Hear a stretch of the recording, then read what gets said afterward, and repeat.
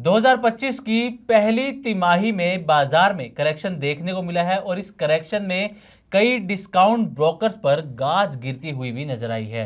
तो ये कौन से डिस्काउंट ब्रोकर्स है जिन पर गाज गिरी है, इस पर हम बात करेंगे और किन्हें फायदा हुआ है इस पर भी हम बात करने वाले हैं आज। तो नमस्कार, आप सभी का स्वागत है एक बार फिर से मनी 9 की खास वीडियो में। और इस पूरे मामले पर हमारे साथ बात करने के लिए मौजूद हैं मेरे वरिष्ठ सहयोगी संदीप ग्रोवर जी। तो संदीप जी, बताइए जरा कि FY25 या फिर 2025 अगर हम कहें तो इसकी जो पहली तिमाही है इसमें किन डिस्काउंट ब्रोकर्स पर गाज गिरी है और क्या इसमें किसी को फायदा भी हुआ है? बिल्कुल। पहले गिरावट की बात करें तो ज़्यादातर डिस्काउंट ब्रोकर्स की आप बात करें तो इनके जो क्लाइंट बेस है, एक्टिव क्लाइंट बेस है, उसमें कमी देखने को मिली है।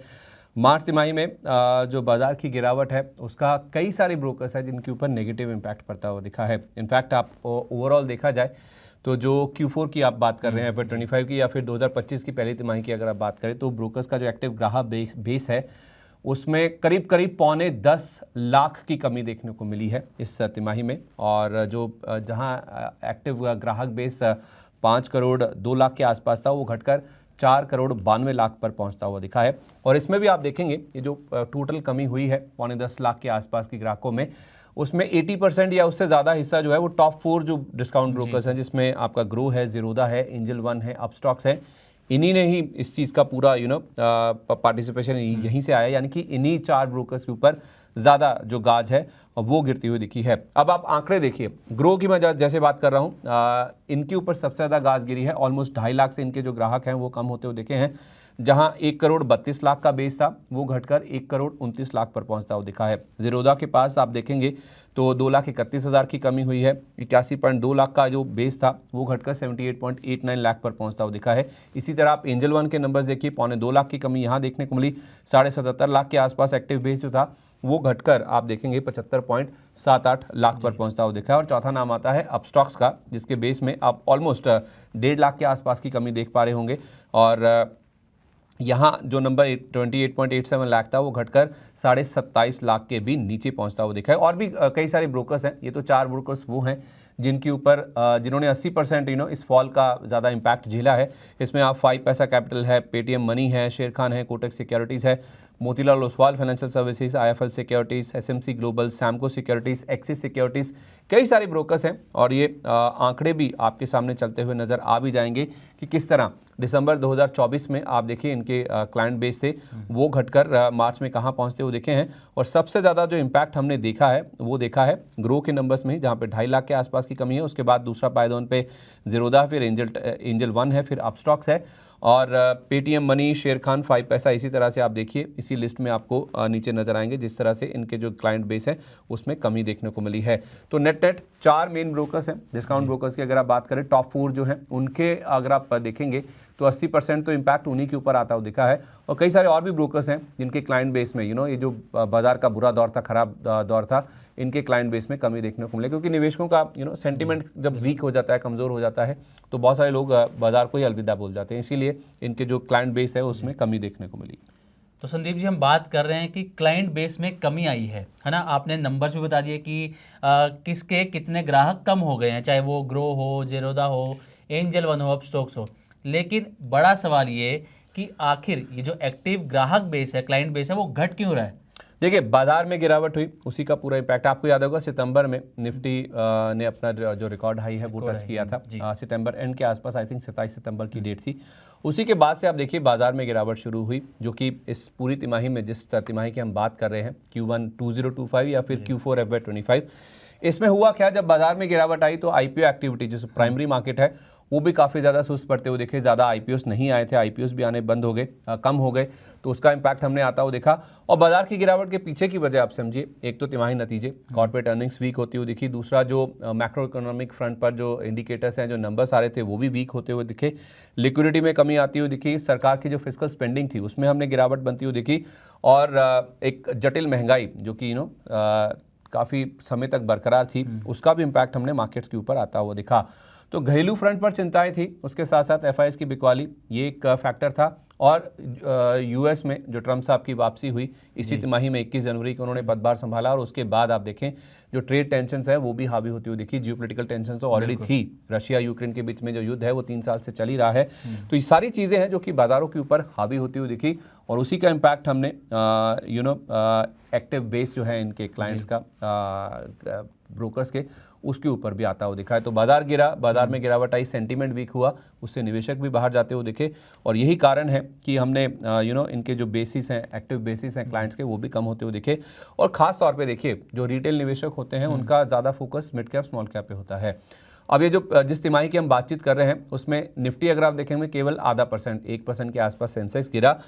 ज़्यादा जो गाज गिरी थी वो मिड कैप स्मॉल कैप यानी कि ब्रॉडर मार्केट्स पे गिरी थी, जहाँ पे मिड कैप, जहाँ पे रिटेल निवेशकों का ज़्यादा फोकस होता है। बीएसई का मिड कैप इंडेक्स आप देखें 10.5% के आसपास गिरा, और 15.5% की गिरावट हमने बीएसई के स्मॉल कैप इंडेक्स में बनती हुई दिखी। तो जहाँ रिटेल का ज़्यादा फोकस है, जो उनके पोर्टफोलियो में स्टॉक्स होते हैं उनकी पिटाई ज़्यादा हुई, वहीं से सेंटीमेंट भी बिगड़ा, और इसी वजह से रिटेल निवेशकों की एग्जिट हुई, और इन 4 ब्रोकर्स ने उसका सबसे ज़्यादा इम्पैक्ट झेला। जी, तो आपने जो ये बताया कि क्यों घटे हैं ये जो एक्टिव क्लाइंट बेस है, इसमें आपने एक जिक्र किया आईपीओ का। मतलब लोग आईपीओ में भी काफ़ी इंटरेस्टेड होते हैं, और इसी वजह से इनके ग्राहकों की भी जो संख्या पहले ज़्यादा थी, अब पिछले अगर 2-3 महीने देखें तो आईपीओ, जितने मेन बोर्ड आईपीओ नहीं आए हैं, तो क्या वो भी एक रीज़न है कि लोगों ने इनसे दूरी बना ली है? आपको याद होगा जब आईपीओ आते हैं ना, जब आईपीओ नहीं मिलते हैं तो तरीके पूछे जाते हैं कि आईपीओ में हमें अलॉटमेंट हो जाए, उसकी प्रोबेबिलिटी कैसे बढ़ सकती है। एक तरीका ये होता है कि मल्टीपल अकाउंट से आप पैसे लगाइए। आपको याद है? अच्छा, तो मतलब एक बंदे ने 2-3 जो डिस्काउंट ब्रोकर्स है उस पर अपना अकाउंट बना रखा है। देखिए आप एक पैन से एक ही अकाउंट खोल सकते हैं, ठीक है। आप अपनी वाइफ के अकाउंट खोल लीजिए, अपने बच्चे का, अपने माता का, अपने पिता का, अपने किसी और रिश्तेदार का। तो फैमिली में मल्टीपल पैन्स होते हैं, तो उनका इस्तेमाल करके आप अकाउंट खोल सकते हैं, और अपने माता पिता या फिर अपने स्पाउस के नाम से आप अकाउंट खोल सकते हैं।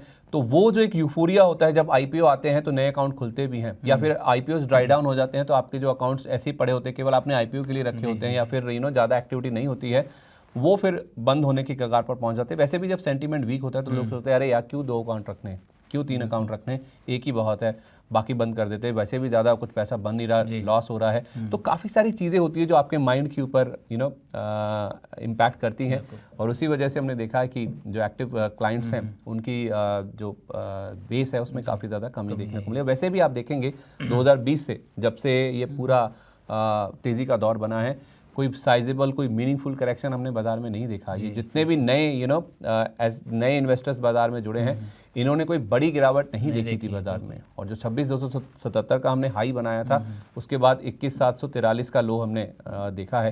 तो ये जो इतनी बड़ी फॉल देखी है हमने बाजार में, जो गिरावट आई, ये पहली बार इनके इन्वेस्टिंग इतिहास में या फिर इन्वेस्टिंग करियर में हुआ, जिस वजह से भी लोग काफ़ी हद तक छोड़ कर गए हैं। बिल्कुल। तो संदीप जी, अभी तक आपने ये तो बता दिया कि किन ब्रोकर्स पर ज़्यादा असर हुआ, जैसे grow, Zerodha, angel one, Upstox, ये आपने बता दिया, लेकिन कुछ तो ऐसे डिस्काउंट ब्रोकर्स होंगे ना कि जिन्हें फ़ायदा मिला होगा इसका। नहीं, फ़ायदा क्या, मतलब इन्होंने जो मुश्किल दौर था या चुनौती वाला समय था, उसको बाखूबी अपनी स्ट्रेंथ से अच्छे से निकाला है। चुनिंदा ब्रोकर्स हैं ऐसे डिस्काउंट ब्रोकर्स भी जिनके ग्राहक बेस में, एक्टिव क्लाइंट बेस में हमने बढ़त बनती हुई दिखी है। बाजार में गिरावट हुई, सेंटीमेंट वीक था, सारे चैलेंजेस थे, उसके बावजूद इनके जो क्लाइंट बेस है उसमें बढ़ोतरी हुई।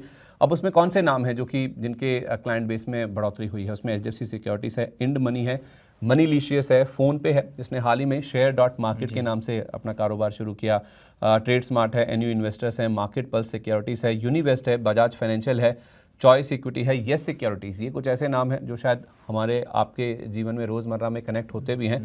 इनके आप देखिए नंबर आप अपनी स्क्रीन पर देख भी पा रहे होंगे किस तरह से इनके जो क्लाइंट बेस है वो बढ़ते हुए दिखे हैं वीज़ा वी दिसंबर 2024 का जो क्वार्टर था, यानी कि Q3 FY25, और उसके बाद मार्च 2025 वाली तिमाही Q4 FY25।